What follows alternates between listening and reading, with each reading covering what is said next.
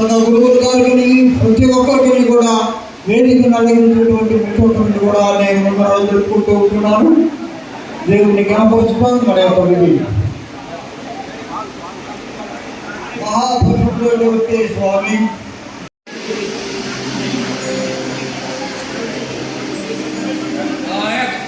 కూర్చోండి కూర్చోండి మనం అయిపోయిందిగా కూర్చోండి.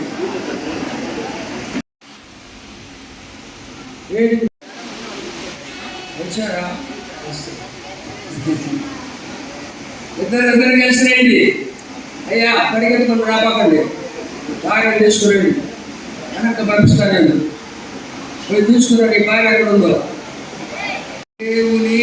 దేవుని పరిశుద్ధ నిర్ణయం చొప్పున మేలుకైనను కీడుకైనను కలిమికైనను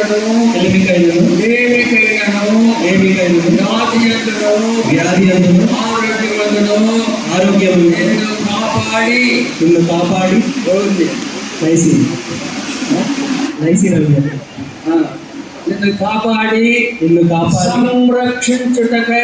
సంరక్షించుటకై నా భార్యనుగా చేసుకొనుచున్నాను. ఈ చొప్పున జరిగించునని ప్రమాణము చేయుచున్నాను.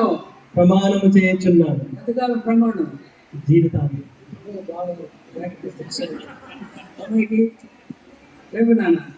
నైసి రమ్య నేను సూర్య సాత్వికను నేను చేసిన ప్రమాణములు దేవుడి సన్నిధిలో చేశారు కాబట్టి జీవితం అవగాహన. ఎన్ని ముళ్ళు వేస్తాం? ఎవరు చెప్పండి?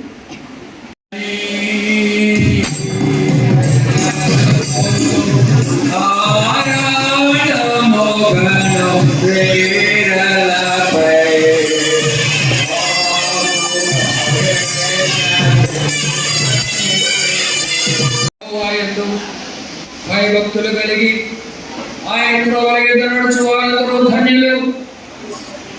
నిశ్చయముగా నీవు నీ చేతుల కష్టాన్ని అనుభవిస్తావు. నీ భార్య ఫలించు ద్రాక్ష వలె ఉండును. నీ భోజనం బలచుతూ నీ పిల్లలు ఒలివ మొక్కల వలె అభివృద్ధి పొందాలని కోరుకుంటూ అవకాశం ఇచ్చిన వారికి వందనాలు చెప్తూ ముగిస్తున్నాను. అందరికీ మరోసారి వందనాలు. వీరిద్దరూ పరిశుద్ధ వివాహములకు సమ్మతించి ఆ సంగతి దేవుని ఎదుట సంఘవేదికలో ప్రచురపరిచి ఒకరికొకరు ప్రమాణం చేసుకున్నట్టు వలన